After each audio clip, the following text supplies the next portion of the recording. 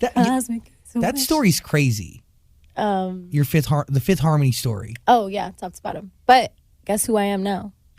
Lauren Jauregui. Period. Amen. Amen. But like, is everybody moved on to the point where nobody even wants to tell that story anymore? Because the story hasn't even been told fully ever. I think that y'all gotta wait a few more years for that one. Kind of. No, but I love those women very much. Yes. And I'm so grateful to see everybody doing this. That's all that matters. We got to where we wanted to be. It was pretty cool to see Normani post about the poster the other day. She posted about it, about Prelude the other day. It was dope. Yeah, she saw one of the little posters. Is that a sisterhood that lasts forever, or is that a co-workership? No. I think that we went through too much life shit together for it to just be, a co-workership. I think there's like in a sisterhood, like there's this constant love no matter what, Yeah. But I think we all took our time to heal, and I think that's the path that we're on right now. Because a lot of what happened to us wasn't even us. It was totally all of the pieces around us that you really had no control over. Absolutely none. And we were all really young. We were literally adolescents. Two 15-year-olds, two 16-year-olds, and a 19-year-old that might as well have been art.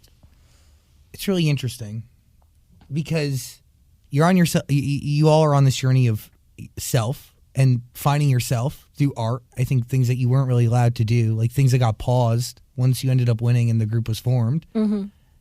And then at the same time, we got third place, but we won. Well, yeah. You totally, I mean, come on. We won. Yes. But think about the story of Fifth Harmony. And we had Mel C on our couch the other day of the Spice Girls, and they're rather iconic a little bit. And the tiny bit. The one thing that they had and that they made it very clear was they insulated themselves, like amongst the girls, and nobody was allowed in. So when you talk about these other pieces above you, like and around you, mm-hmm. Powers and energies larger than you and out of your control, mm-hmm. The group was penetrated. There was no insulation fully amongst you guys. Well, we were strangers when we met. Yeah. How do you create insulation with a stranger? You realize that you're in this together. Is that what happens, Zach? Have you been through it? No, exactly. but I think I think it's hard. Of course, it's hard. It's not only hard; there's a lot of factors into it. You know what I'm saying? There's a lot of different realities at play. I think that's the biggest one. And when I say insulation, I think insulation existed amongst most of you. I think that, like I said, we were young, adolescents, thrown into spotlight. Because remember, X Factor is not even anything but a reality show that you're on TV in front of millions off the bat, And I think we all just had our own way of processing that affected, obviously, one another. And that affected the group in general, and that affected us personally. And I think that now we're at a point in our lives where we're healing from it, and we're each doing what we were truly meant to do for ourselves, And destined to do, you feel?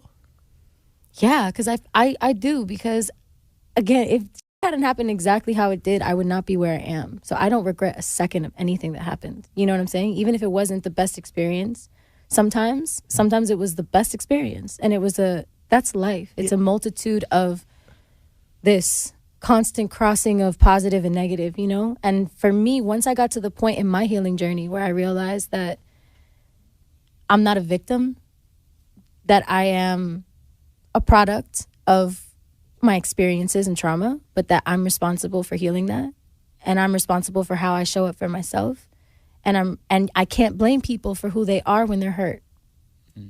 I can't. Wow. Because I wouldn't expect them to blame me for who I am when I'm hurt. Because who I was when I was hurt, I wasn't myself. I wasn't always happy to be a positive to be around. I wasn't myself, Because depression and anxiety and anger and pent-up tension and conversations that aren't had and build-ups and all of that kinds of shit. And no one to help orchestrate communication, no one to teach us that, no mental health resources anywhere along the way, expected to be an adult in adolescence with zero knowledge of this industry, so many adults taking advantage of that naivete. And that is, I think, it's abusive. I think that's the biggest thing. And I can't blame anybody for how they had to process going through that. Interesting. It's not my place. It's a beautiful revelation. But that's a beautiful revelation to have, and it allows you hopefully Healing, to live a much brighter life. Oh my God. With a lot less weight on your shoulders. Lots of less weight and a lot more compassion, peace. Because it's not about comparison.